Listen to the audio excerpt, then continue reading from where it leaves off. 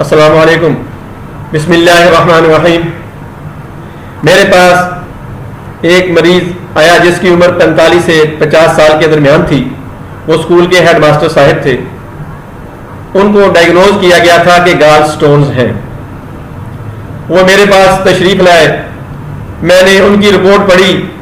گال سٹونز تو تھی ہی، لیکن اس کے ساتھ جو اگلی پریشانی والی بات تھی وہ اوپر لکھا گیا تھا کہ ان کے پتے میں سکیڑ پیدا ہو چکا ہے.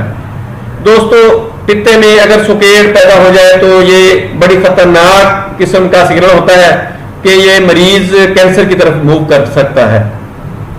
میں نے وہ رپورٹ پڑھ کر ان کو اعتماد میں لیا اور بریف کیا کہ آپ کے پاس لگرسی کا کوئی چانس نہیں ہے. آپ کو اگر دوائی کھانی ہے تو مستقل کھانی پڑے گی اور کافی لمبا عرصہ تک کھانی پڑے گی، ورنہ آپریشن کروا لیں. انہوں نے کہا کہ آپ دوائی دیں. میں نے اللہ کا نام لے کر میڈیسن سجیسٹ کی اور ساتھ ہی ان کو ڈائٹ پلان بتا دیا. وہ مستقل طور پر 6-7 ماہ تک دوائی استعمال کرتے رہے اور اس کے ساتھ پرہیز بھی انتہائی اچھے طریقے سے کرتے رہے. اللہ نے ان کو 6-7 ماہ کے اندر اندر ہی شفا یاب کر دیا. 5-6 سال کا عرصہ گزر چکا ہے. وہ الحمدللہ آج تک روزمرہ کے معمولات بخوبی سر انجام دے رہے ہیں. اکثر ان سے ملاقات ہوتی رہتی ہے. وہ بہت خوش ہو کر ملتے ہیں اور دعائیں دیتے ہیں.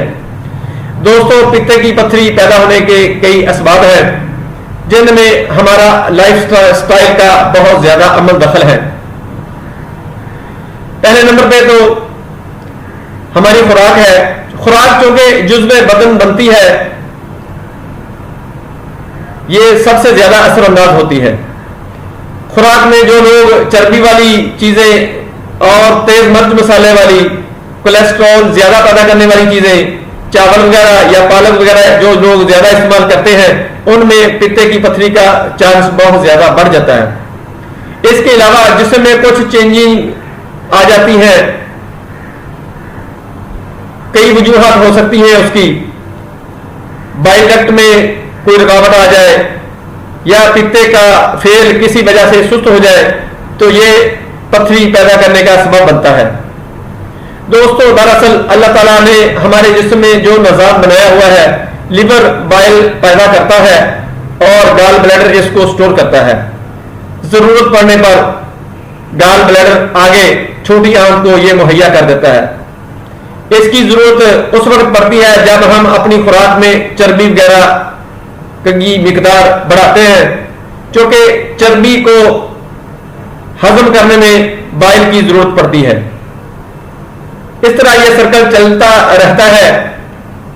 لیکن جب پتے کا فنکشن سست ہو جاتا ہے تو یہاں پر بائل رکنا شروع ہو جاتا ہے، رک کر فریز ہو جاتا ہے اور پتھریوں کی شکل اختیار کر لیتا ہے. دوستو، اس کی علامات بہت ہی کامن ہوتی ہیں، بہت ہی دھیان سے دیکھنا پڑتا ہے. اکثر مریض کو قبض کانسٹیپیشن رہتی ہے، گیسٹائٹس کا مسئلہ ہو جاتا ہے، یعنی معدے اور آنتوں میں گیس پیدا ہونا شروع ہو جاتی ہے. اس کے علاوہ کچھ مریضوں کو معدے کے اوپر دائیں طرف درد محسوس ہوتی ہے اور پیچھے بھی اسی جگہ درد ہوتی ہے، اور بعض دفعہ یہ درد دائیں کندھے کی طرف بھی جاتی ہے.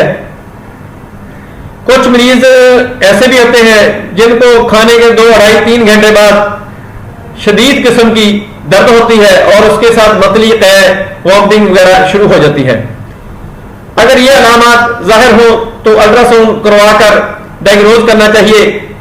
اگر خدا نہ خواستہ گال سٹونز الٹرا ساؤنڈ میں آ جائیں تو پریشان ہونے کی ضرورت نہیں ہے. آپ کے پاس 2 آپشن ہیں. ایک تو آپ میڈیسن سے اس کا علاج کروا سکتے ہیں، لیکن میڈیسن میں یہ ہوتا ہے کہ لمبا عرصہ تک میڈیسن کھانی پڑتی ہے.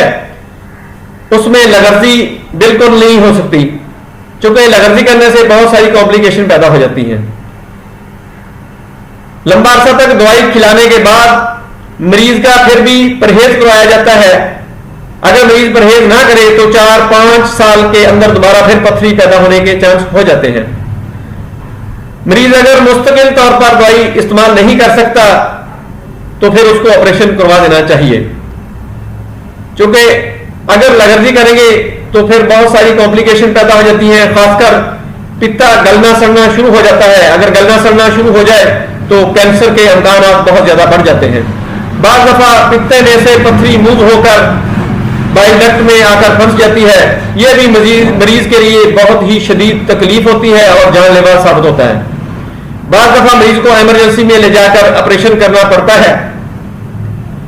دوستو بہتر تو یہی ہے کہ احتیاطی تدابیر پر عمل کر کے اور ہماری خوراک جو ہے اس میں پرہیز وغیرہ کر کے معتدل خوراک استعمال کی جائے، متوازن خوراک لی جائے اور اپنے لائف سٹائل کو اس طرح مینٹین کیا جائے کہ جتنی ہم کیلوریز جسم میں لے کر جائیں وہ جسم یوٹیلائز کرے، یعنی جسم ان کو استعمال کرے، وافر مقدار جسم میں زیادہ جمع نہ ہو چربی وغیرہ کی، تو پھر بہت زیادہ چانس کم ہو جاتے ہیں۔ دوستو میری ان باتوں پر عمل کریں، اللہ آپ کو اپنے حفظ و امان میں رکھے۔ پاکستان زندہ باد۔ السلام علیکم۔